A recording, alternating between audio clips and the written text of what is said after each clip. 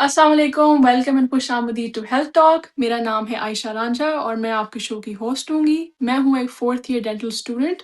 हम लाए हैं हेल्थ टॉक, सेहत के मुतालिक हम ऐसे टॉपिक्स पे बात करेंगे टीवी वन यूएसए पे, जो कि हमारी पॉपुलेशन और हमारी आवाम को सबसे ज़्यादा इफ़ेक्ट करते हैं, सबसे ज़्यादा असरअंदाज करते हैं। ना सिर्फ वो, लेकिन हम कुछ लाइफस्टाइल और कुछ हेल्थ टिप्स भी शेयर करेंगे आप लोगों के साथ, जो कि आपके लिए बहुत ज़्यादा फ़ायदेमंद साबित होंगी।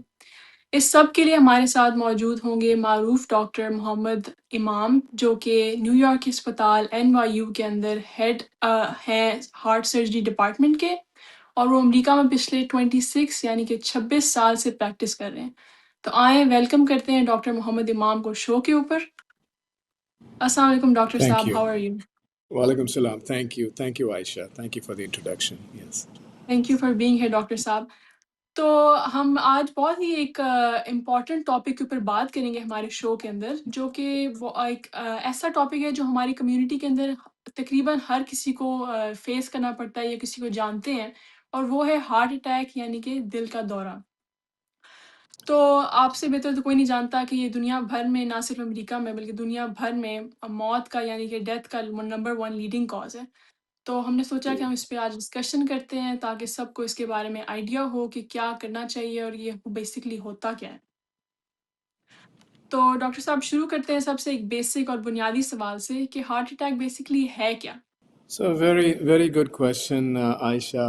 तो आपने जो mention किया था कि heart problems बहुत common problems है, लेकिन ये South Asian community में, that is Indians, Pakistanis and Bangladeshis में, it is even more common than the Western population like white Caucasians से.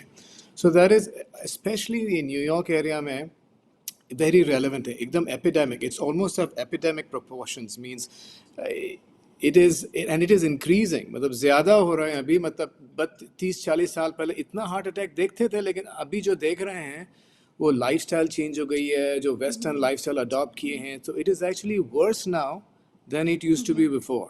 Heart problems. In fact, heart problems, it is a bigger problem then cancer से भी ज़्यादा problem है, specially south Asian community में. जी। तो जो heart attack जो आपने मेंशन किया, हार्ट अटैक जो है वो एकदम फाइनल स्टेजेस हैं. जो ठीक है। फाइनल स्टेजेस होता है कि हार्ट है, तो हार्ट अपना एक मसल है, जैसे अपने बाइसेप्स होते हैं मसल में आर्म में, वैसे हार्ट मसल है, कॉन्स्टेंटली बर्थ से डेथ तक वो पंप करता है हार्ट मसल. हार्ट को ज़रूरत होती है हार्ट में ब्लड सप्लाई की. अच्छा, तो हार्ट जो है पंप करता है ब्लड, लेकिन हार्ट इट्सेल्फ को ज़रूरत होती है ब्लड की. और जो वो आर्टरीज जो होते हैं, आर्टरीज जो नस होती हैं, स्मॉल पाइप्स होती हैं हार्ट के सरफेस पर, वो with time slowly but surely block हो जाती हैं. और जब एकदम सडनली ब्लॉक हो जाती हैं तो खून नहीं जाता है हार्ट को और हार्ट अटैक हो जाता है, and that sometimes can lead to death, not always but sometimes death हो जाता है. So that is what heart attack is, but that once again is the final stages of a heart problem. And वो जो miss होता है, जो 1 2 3 साल पहले बिफोर द फाइनल स्टेज, वो पेशेंट्स को सिम्टम्स होते हैं चेस्ट पेन की, सांस फूलती है, वो लाइट हेडेड हो जाते हैं, उनकी वाइफ बोलती ओ ज़्यादा सो रहे हैं. So that gets missed, and eventually the end result is a heart attack. So the most important thing, the whole purpose of the show is to educate the audience and to educate our patients that to avoid getting to the final stage. जो final stage में नहीं जाना चाहिए. And that is the purpose कि हम awareness create करेंगे और what the symptoms हैं, and that is the purpose. So heart attack is when part of the heart muscle dies because उनको blood supply नहीं जा रही है, और वो कभी कभी death में result हो सकता है. ठीक है डॉक्टर साहब, बिल्कुल आपने अच्छा एक्सप्लेन किया कि हार्ट एक खुद ही एक मसल है, जो कि ना सिर्फ हमारी बॉडी को चला रहा है, लेकिन उसको खुद भी खून की उतनी ही ज़्यादा ज़रूरत है। ठीक हो गया। तो डॉक्टर साहब, जिस तरह आपने थोड़ा-सा मेंशन किया कि चेस्ट पेन कुछ सिम्पटम्स होते हैं, ये तो एक लोगों को ज़्यादा आइडिया है कि चेस्ट पेन ही हार्ट अटैक होता है, लेकिन इसके अलावा और क्या ऐसे सिम्पटम्स हैं जो लोगों को दिमाग में रखने चाहिए कि अगर हमें ये फ़ील हो रहा है, तो क्या पता ये हार्ट अटैक की अलामत हो। जिस तरह कुछ लोग कहते हैं कि हमें बाजू में दर्द हो रही है, तो ऐसी क्या चीज़ें हैं जो लोगों को दिमाग में रखनी चाहिए कि हाँ, ये ज़रूर है, इसको चेक करना चाहिए? Yeah, it's a good question again, Aisha. So, not every सबको चेस्ट पेन नहीं हो सकता है, सबको चेस्ट पेन नहीं होता है हार्ट अटैक के टाइम। कभी जी, कभी पेशेंट्स, स्पेशली डायबिटिक पेशेंट्स की जो नस होती है, नर्व्स होती है ना हार्ट पे, वो चलती नहीं है, बराबर फंक्शन नहीं करती है। सो डायबिटिक पेशेंट्स और साउथ एशियन कम्युनिटी में डायबिटीज़ बहुत कॉमन है। 70% जो पेशेंट्स देखते हैं साउथ एशियन पेशेंट्स, 70-80% उनको डायबिटीज़ हैं। सो उनको हमेशा चेस्ट पेन नहीं होती है। अच्छा, कभी कभी उनको खाली सांस फूलती है, शॉर्टनेस ऑफ ब्रेथ होता है, वो वीकनेस होता है, कभी कभी लाइट हेडेडनेस होती है। तो ये जो सिम्टम्स हो जाएंगे ना, तो you should as consult doctor, and that is the most important thing, and that is the take home message today. अगर कोई भी सिम्टम्स हो, आपको रिस्क फैक्टर्स हो या इट्स कुछ सिम्टम्स हो, तो यू शुड कंसल्ट डॉक्टर के पास जाना चाहिए। डॉक्टर्स विल कंडक्ट को टेस्ट कर सकते हैं। ठीक है। तो जैसे पहला सिम्पटम हो गया आपका चेस्ट पेन हो गया, या दूसरा हो गया कि आपका साँस फूल रहा है। उसके अलावा तीसरा कुछ रिस्क फैक्टर जिस तरह आपने बोले, तो रिस्क फैक्टर अगर आपको डायबिटीज़ है, जिस तरह साउथ एशियन कम्युनिटी में बहुत कॉमन है, हमारे जो खाने वगैरह होते हैं वो इस तरह की चीज़ें होती हैं जो आपको ज़्यादा यस। उसकी चीज़ के रिस्क में डालते हैं। तो ये जो 2 आपने बातें बताई, इसके अलावा कुछ ऐसी कोई चीज़ हो जो कि बंदे को फ़ील हो तो कहें कि हाँ, ये एक अलार्म है कि हाँ, हमें अब कुछ करना चाहिए? So the risk factors is important. Risk factors जो बोल रहे थे वो बहुत इम्पोर्टेंट हैं कि ये अगर आपको रिस्क फैक्टर हो तो ज़्यादा विजिलेंट होना चाहिए, मोस्ट अवेयर होना चाहिए। अगर रिस्क फैक्टर्स, रिस्क अगर डायबिटीज़ हो, स्मोकिंग कर रहे हो, बहुत स्ट्रेस होता हो, और हाई जी, ब्लड प्रेशर है, सो आपको ये जो रिस्क फैक्ट, और या फैमिली हिस्ट्री है आपकी, लाइक आपके मदर या फादर को हार्ट डिजीज़ हुआ 40s या 50s एज में, तो अगर ये आपको रिस्क फैक्टर्स हो, तो you have to be extra careful. कि अब हुँ। चेस्ट पेन हुआ, मैं सांस फूल गई, so you have to be extra careful and seek medical help at that time. That is very important. तो डॉक्टर साहब, एक और जो चीज़ हमारी साउथ एशियन कम्युनिटी के अंदर है कि बहुत सारे लोग समझते हैं कि अगर हमें कुछ दिल में तंगी हो रही है तो वो कहते हैं हमें शायद गैस का मसला है, और बहुत से लोग उस दिल की तंगी को इग्नोर करके सिर्फ कहते हैं ये गैस का मसला है, हम कोई गैस की दवाई खा लेते हैं।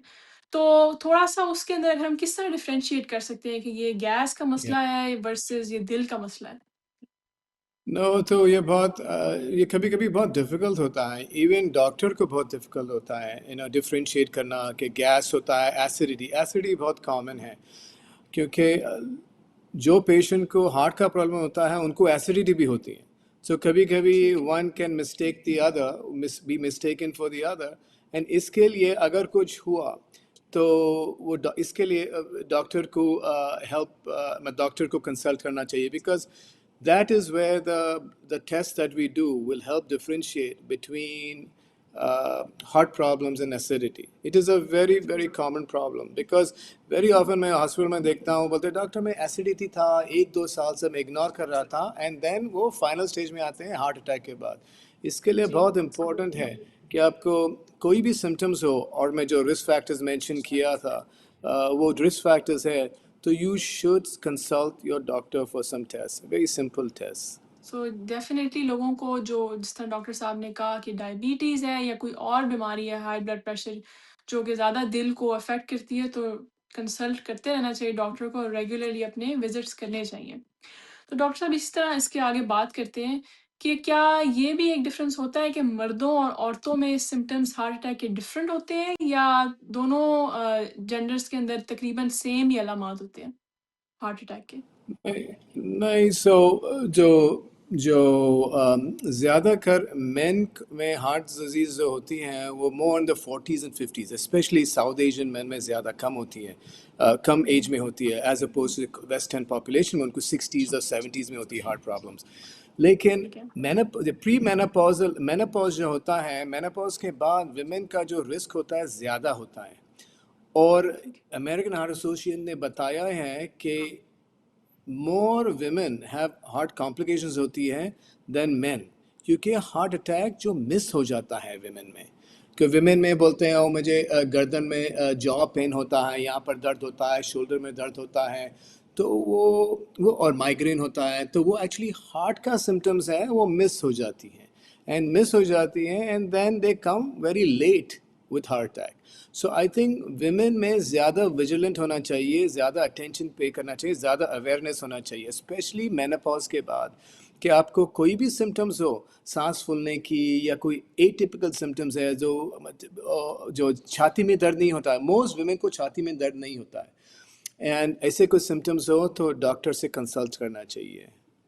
ठीक है, यानी कि औरतों को थोड़ा-सा जिस तरह आप लेट 50s में कह लें या अर्ली 60s में कह Yeah, लें, ज़्यादा होशियार रहना पड़ता है और मर्दों को yeah, थोड़ा-सा especially अर्ली 50s ऑन में. में। ठीक है, Yes, especially in the 50s, yes. Women, South Asian women 50s बहुत बहुत common problem आता है, yeah, heart ठीक है, problems का. ठीक है। इसी के साथ हम लेते हैं एक छोटी-सी ब्रेक और जब वापस आएँगे तो कंटिन्यू करेंगे हार्ट अटैक के ऊपर और बातें डॉक्टर इमाम के साथ।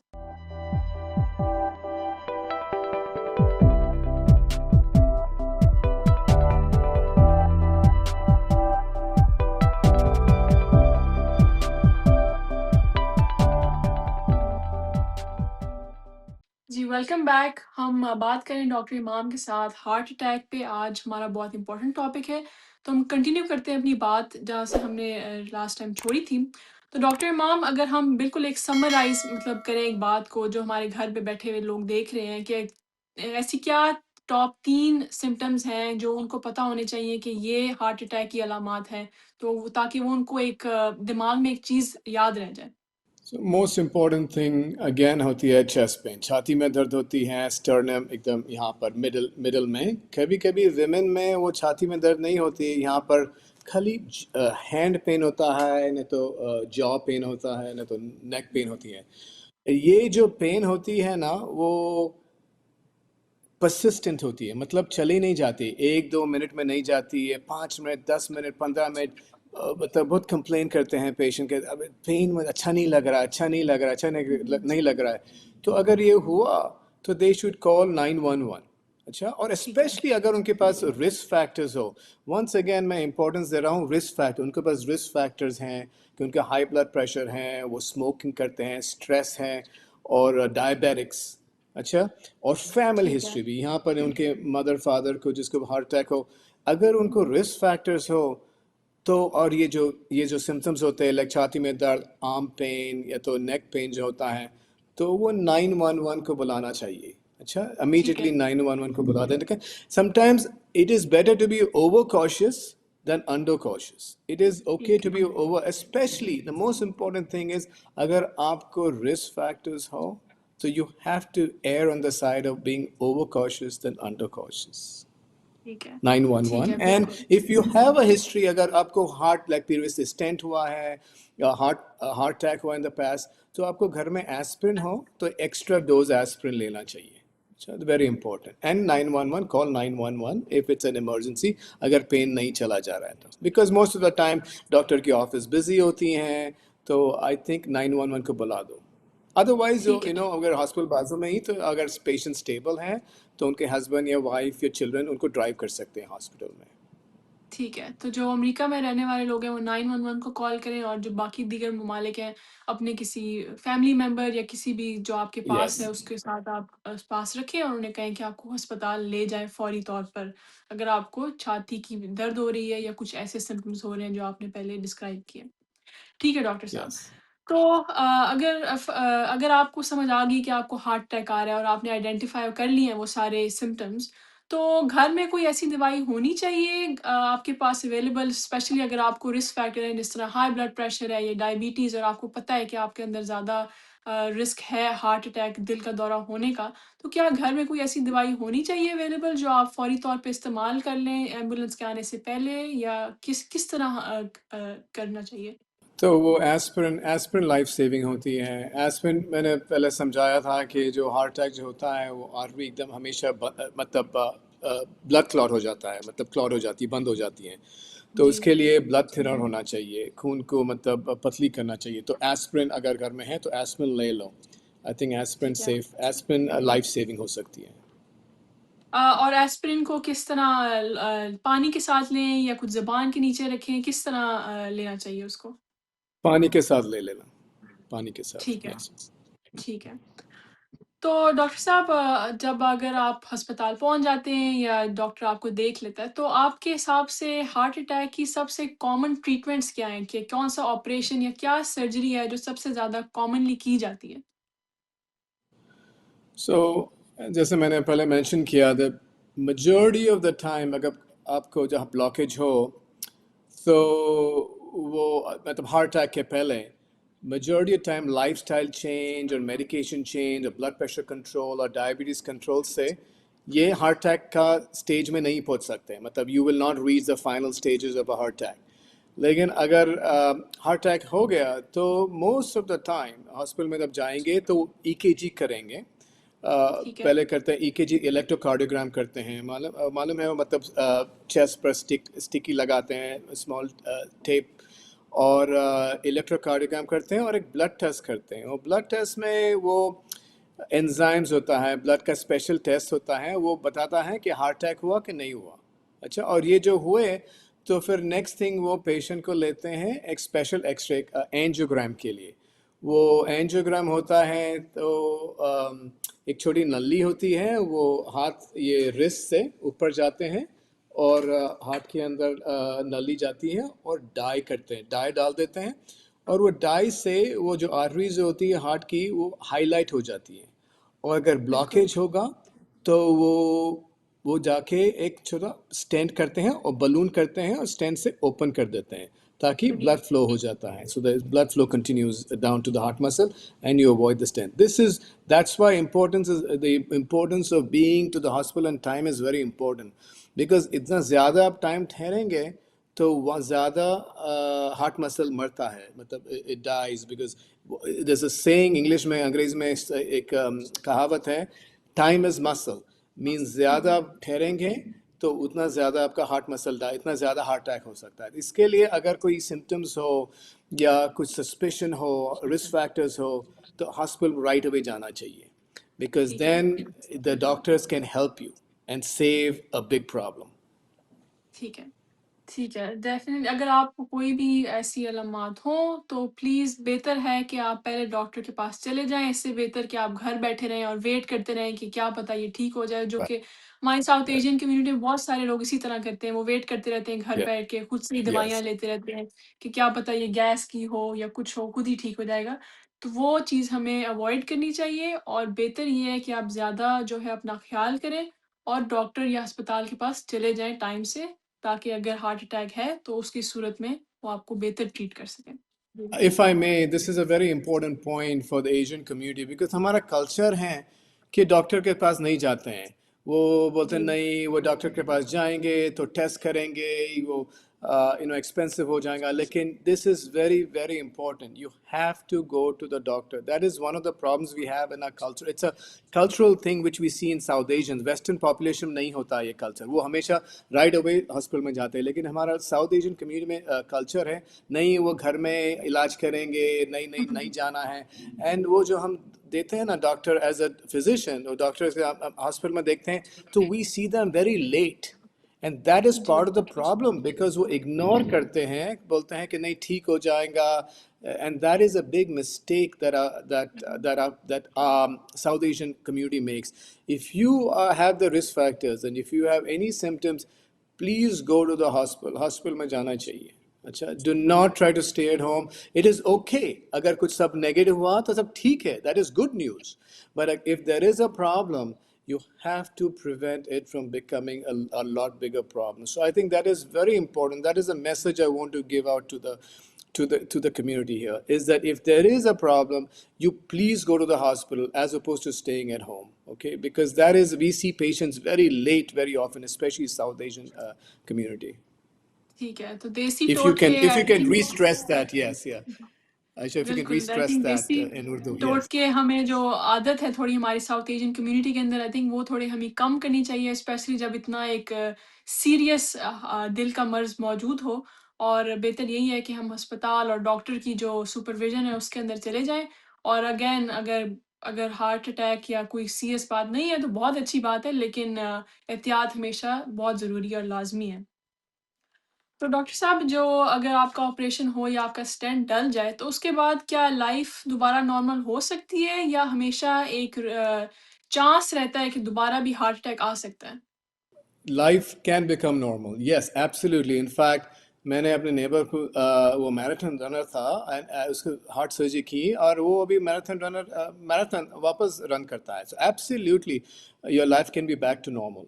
But once again, all depends it has to be treated in a timely manner. You have to seek help in a timely manner. That is very, very important, Aisha. I want you to reiterate to our community. And बिल्कुल।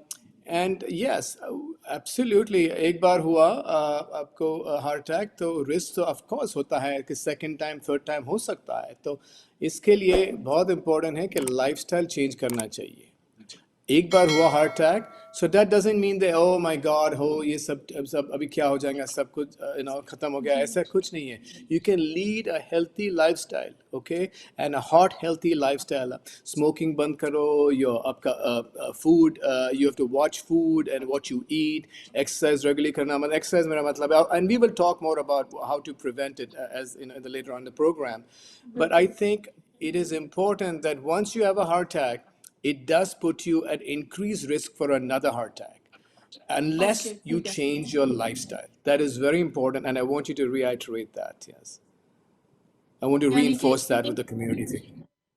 यानी कि एक heart attack के बाद दोबारा भी हो सकता है। तो कुछ लोग बड़ा कहते हैं कि अब हमारा ऑपरेशन हो गया, अब हम बिल्कुल ठीक हैं, अब हम खतरे से बाहर हैं। ऐसी बात बिल्कुल भी नहीं है। आपको हमेशा एक खतरा होता है कि फ्यूचर में भी दोबारा आपको दिल का दौरा आ सकता है। तो बेहतर है ये है कि हम पहले से ही अपने जो प्रिवेंटिव मेजर जिसको हम कहते हैं एहतियाती चीज़ें हम स्टार्ट कर दें, और सारी गेम जो है वो टाइम की है कि टाइम से आप अपने डॉक्टर के साथ चेकअप करवा लें या टाइम से आप अस्पताल पहुंच जाएं, ताकि आपके जो फ्यूचर है उसके अंदर ज़्यादा Right. आपकी तबीयत खराब ना हो और ज़्यादा आपका दिल का Yeah. मसला इंक्रीज ना हो जाए। ठीक है डॉक्टर साहब। तो आपने पहले कुछ मेंशन किया लाइफ़स्टाइल चेंजेस, जैसे स्मोकिंग नहीं करनी चाहिए, एक्सरसाइज़ करनी चाहिए। तो क्या ऐसी कुछ चेंजेस हम स्लोली हमारी कम्युनिटी के अंदर आ सकते हैं? जिस तरह अगर कोई ऐसा बंदा है जिसको हार्ट अटैक पहली दफ़ा आया है और उसने पहले कभी भी एक्सरसाइज़ नहीं की, तो क्या वो स्लो या थोड़े-थोड़े चेंजेस अपनी ज़िंदगी के अंदर ला सकता है जो कि आगे जाके उसको हेल्प करेंगे उसकी दिल की मर्ज़ के अंदर?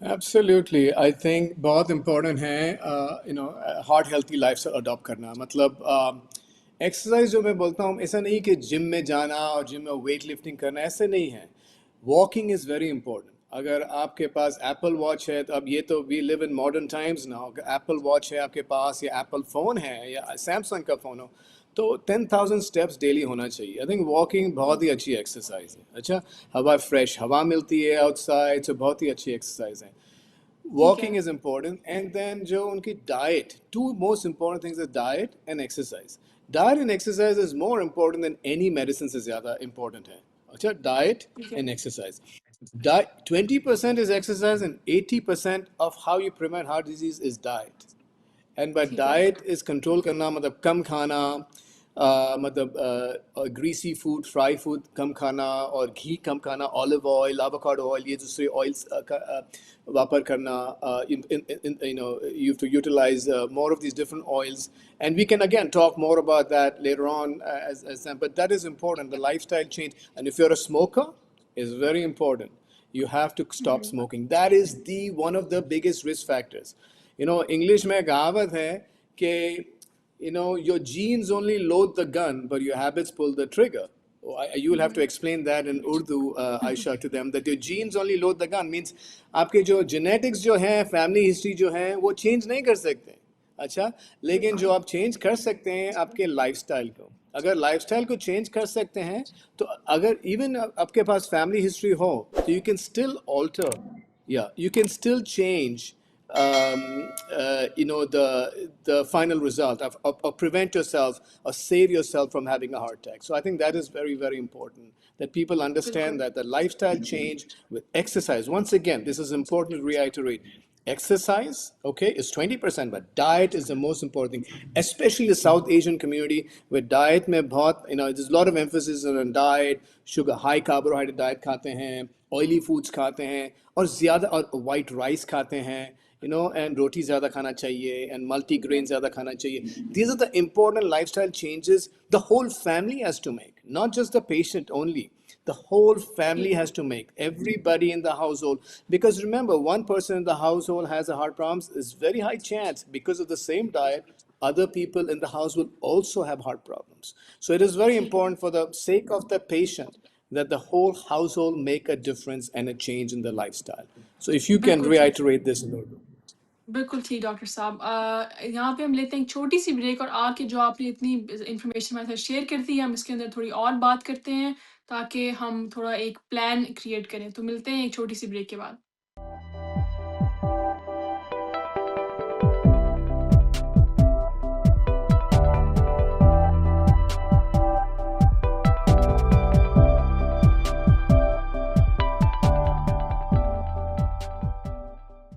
जी, welcome back from the break. तो हम बात कर रहे थे डॉक्टर इमाम के साथ अपने लाइफ़स्टाइल चेंजेस के ऊपर, जो हम हार्ट अटैक या दिल का मर्ज़ है, उसको हम ख़त्म करने के लिए या प्रिवेंट करने के लिए कर सकते हैं।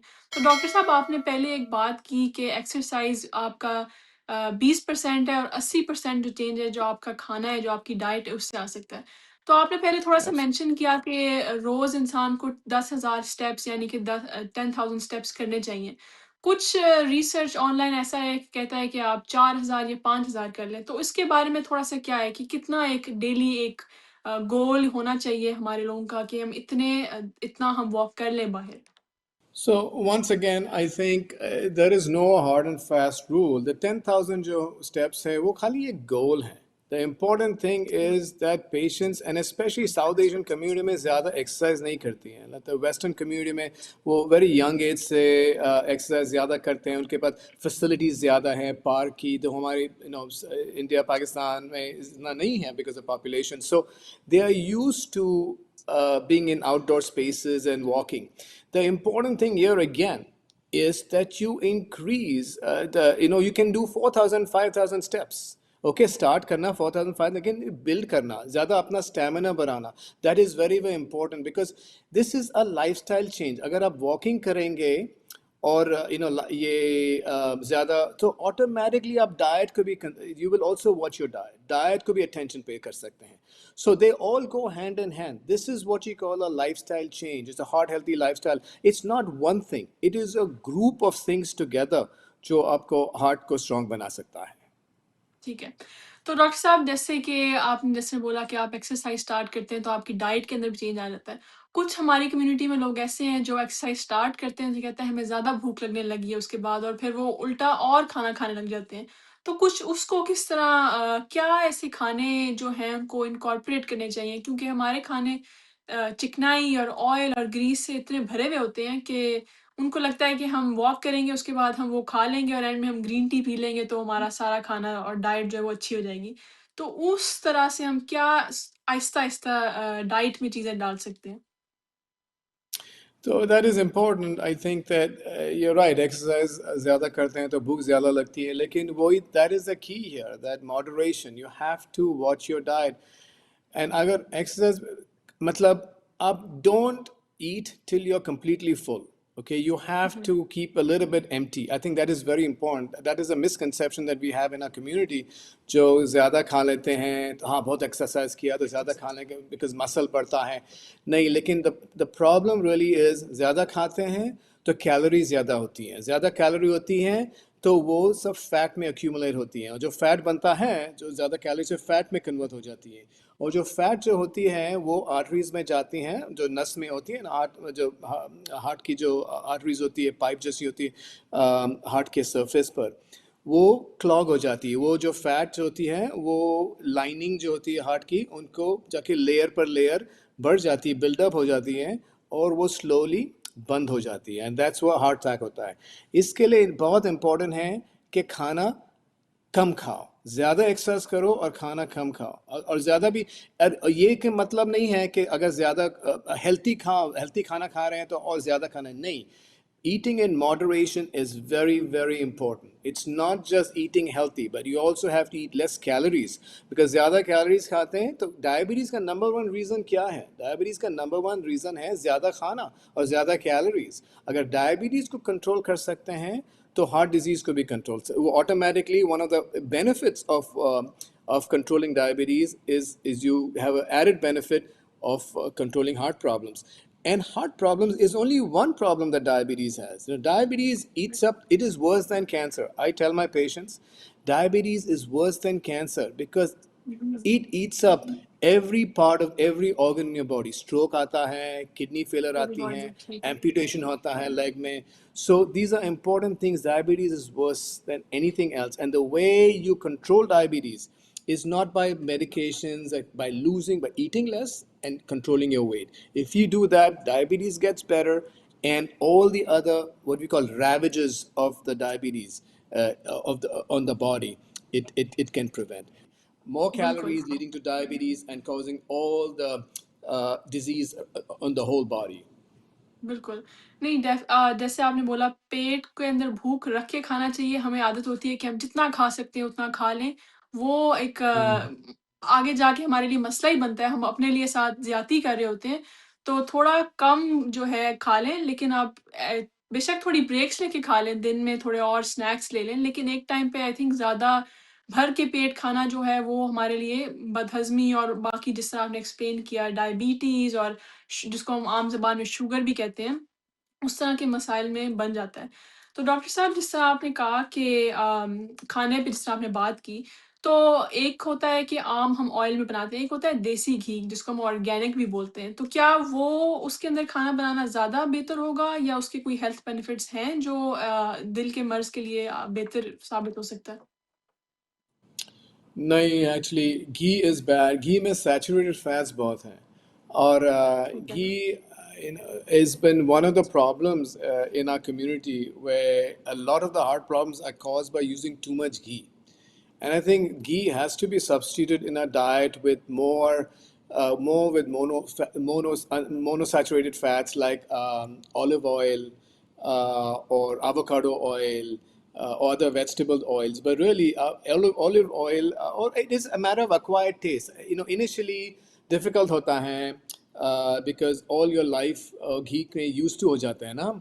लेकिन अगर वंस ऑलिव ऑयल में आप बनाते हैं तो ऑटोमेटिकली आप यूज टू हो जाते हैं एंड और you feel good. I think the important thing is you feel good once you watch your diet and once you are more aware of what you eat, automatically you start feeling good. And a lot of how we take care of our health is mental. It is how we think about it. So everything is related to everything else. Once you start feeling good, you automatically start exercising, automatically start watching what you eat. So those are important things that, but I think back to specifically to answer your question, I think the ghee is not good. I think we have to use substitute ghee for other oils. It makes a big difference बिल्कुल, in heart बिल्कुल आपने problems. ठीक कहा। बिल्कुल, जैसे market के अंदर इतने सब्स्टिट्यूट्स आ गए हैं आजकल के ज़माने में, olive oil, avocado Yes. Oil जैसे आपने मेंशन किया, तो कुछ हमें थोड़ी-थोड़ी चाहिए कि हम मार्केट में जाएँ, इन चीज़ों को एक्सप्लोर करें, देखें कि घी के अलावा और क्या अवेलेबल है। स्पेशली आजकल की इतनी अमेरिका में या इवन पाकिस्तान और दूसरे खित्तों में इतने ज़्यादा दुकानें खुल चुकी हैं, जो कि आपको हेल्दी अल्टरनेटिव ऑप्शंस देते हैं, तो हमें चाहिए कि हम वो वाले ऑयल्स और इस तरह की चीज़ें एक्सप्लोर करें। तो डॉक्टर साहब थोड़ा-सा हमारा शो इख्तिताम पे पहुँचने वाला है, लेकिन मैंने कहा थोड़ी-सी हम एक रैपिंग बात कर लें, कि आपने पहले थोड़ी-सी बात की कि स्मोकिंग जो है वो भी एक दिल के दौरे के ऊपर बहुत या दिल के मर्ज़ के ऊपर बहुत ज़्यादा इफ़ेक्ट करता है। तो अगर जो कोई बंदा स्मोकर है, उसको किस तरह आहिस्ता-आहिस्ता कम करना चाहिए या क्या एक अगर एक बंदा एक दिन में 1 डब्बी पूरी स्मोक करता है, तो किस तरह वो थोड़ा-सा आहिस्ता-आहिस्ता कम करे ताकि उसके पास एक गाइडलाइन हो आहिस्ता-आहिस्ता? So smoking and stress. I mean, stress की बात नहीं की है, लेकिन smoking की बात करता हूँ. Smoking is terrible, especially यहाँ पर ज़्यादा common हो गई है अपने South Asian community में अभी, especially 20s, 30s और 40s में. तो remember जो heart problem जो हमारे आते हैं, जो heart attack होता है, वो problem जो होता है arteries blockage की, वो 40s and 50s में नहीं शुरू होती है. It starts in your 20s. So I think that is very important that you stop smoking at that early age. Now, smoking is one of those things, ये experiment करे थे in the 60s and 70s और rats पर experiments करे थे. They felt वो rats को cocaine दिया था और nicotine दिया था.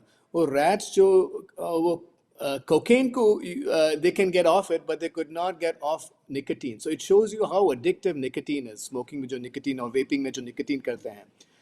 सो I think you can start slowly, नहीं तो फिर अब डॉक्टर निकोटीन पैच प्रिस्क्राइब कर सकता है और दूसरे पिल्स है चैंटिक्स वेलब्यूट्रन करते हैं. तो डॉक्टर्स स्मोकिंग सिचुएशन के लिए, मतलब स्मोकिंग बंद करने के लिए प्रोग्राम्स होते हैं.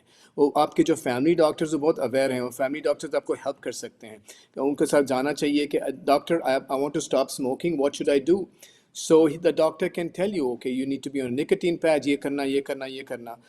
Sometimes the best thing is to just stop cold turkey, right away बंद करना चाहिए. I think that is बिल्कुल, very very बिल्कुल। important. लेकिन smoking बहुत ही bad problem है. It's very bad, very bad. Yeah. बिल्कुल, बिल्कुल, स्मोकिंग जिस तरह मेरा ख़्याल है ये एक ऐसी चीज़ है जो आपके यंग एज के अंदर स्टार्ट होती है, स्पेशली आजकल के जो Yes. बच्चे हैं, वो ई-सिगरेट्स या इस तरह की चीज़ें इस्तेमाल कर रहे हैं जो Yes. कहते हैं कि स्मोकिंग का एक अल्टरनेटिव है या उससे बेहतर है या इतना हार्मफुल नहीं है। लेकिन आई थिंक कि ओवरऑल निकोटीन जो है आपकी बॉडी के अंदर बहुत ज़्यादा बुरा इफ़ेक्ट करता है। तो आई थिंक Absolutely. जी, No, absolutely right. Because smoking not just causes only heart attacks, it also causes strokes करता है, kidney failure होती हैं, और more than anything else, lung cancer. Lung cancer number one cause है cancer का, वो smoking से होती है. So I think smoking is like diabetes. The two of them are basically they can eat up any part of your body. So you have सही। to stop smoking. That's very important, especially in our youth. That's very important. Young South Asian men, Indian, Pakistani, Bangladeshi men, smoking बहुत common है. ठीक है। Doctor साहब तो caffeine जो है, क्या उसका कोई बुरा इफ़ेक्ट हो सकता है? कि उस हमारी तो रोज़मर्रा की ज़िंदगी में चाय और कॉफ़ी तो स्पेशली साउथ एशियन में चाय तो बहुत ही ज़्यादा ज़रूरी होती है, हम 5 कप पी रहे होते हैं दिन में। तो क्या उसका कोई इफ़ेक्ट होता है बुरा या वो ठीक है या ले लेनी चाहिए? नहीं, कैफीन ठीक है, लेकिन वो कैफीन वो चाय में और कॉफ़ी में वो खाली जो फुल फैट दूध पीते हैं और दूध डालते हैं और शुगर शुगर कम करना चाहिए. जो शक्कर जो डालते हैं वो कम करना ठीक है, चाहिए. ठीक दो है, तीन चम्मच के बराए, मतलब खाली एक चम्मच, और शुगर फ्री चाय में शक्कर नहीं डालना चाहिए. तो सही। Caffeine itself is non harmful, but जो जो चाय में जो दूसरे डालते हैं फुल फैट मिल्क और सैचुरेटेड फैट होता है वो ख़राब होता है कोलेस्ट्रॉल के लिए, और जो शक्कर डालते हैं वो डायबिटीज़ और कैलोरीज़ के लिए ख़राब है. ठीक है, यानी कि हम अल्टरनेटिव्स भी यूज़ कर सकते हैं, जिस तरह स्टीविया इधर अवेलेबल होता है स्टीविया, मार्केट्स के अंदर, या एब्सोल्युटली. बेशक अगर कोशिश करें तो आप चीनी ना ही लें, या अगर आप 4 चम्मच लेते हैं तो कोशिश करें उसको आहिस्ता-आहिस्ता 3 से 2 से 1 करें। और दूध के जो जो मोटापा करने वाला दूध होता है उसके आप अल्टरनेटिव्स ले लें, ओट मिल्क है, आलमंड मिल्क है। अब तो इतनी ज़्यादा वैरायटी अगेन होती है हमारी मार्केट्स के अंदर, दुकानों के अंदर। यस. तो उनको हम सबको एक्सप्लोर करना चाहिए ताकि हम अपनी ज़िंदगी के अंदर थोड़े-थोड़े जो चेंजेस लेके आएँ, उससे हमारी ओवरऑल हेल्थ भी इम्प्रूव होती है और हमारी ज़िंदगी का लाइफ स्पैन यानी कि जो जितने साल आप ज़िंदा रह सकते हैं, वो भी इंक्रीज़ हो सकता है। या. ठीक है डॉक्टर साहब, तो अब हम अपने इख्तिताम पहुँचने वाले हैं। कोई ऐसी कोई लास्ट एडवाइस जो आप हमारी सारे व्यूअर्स को देना चाहें कि जो एक चीज़ वो याद रखें, तो वो क्या आप उनको देना चाहेंगे? लाइफस्टाइल चेंज और अवेयरनेस होना चाहिए. Always have a sense of awareness that जो भी खाना खाते हैं तो ये always think about it before you put something in your plate. Always think ये हेल्थी है, नहीं हेल्थी है, do I really need to eat this, because calorie count is important, and the quantity of food you eat and the quality of food you eat is both very very important. So I think ठीक है। your and exercise, walking करना बहुत important है. ठीक है doctor साहब, thank you so much. इसी तरह हम Thank you. पहुँचते हैं अपने शो के इख्तिताम पे आज के लिए। हम कंटिन्यू करेंगे अपनी डिस्कशन डॉक्टर मोहम्मद इमाम के साथ अगले शो में, जिसमें हम बात करेंगे हाई ब्लड प्रेशर के ऊपर, जो कि एक और बहुत ही संगीन मसला है हमारी कम्युनिटी के अंदर। तो कंटिन्यू करते हैं और मिलेंगे आपसे अगले एपिसोड के अंदर। खुदा हाफ़िज़।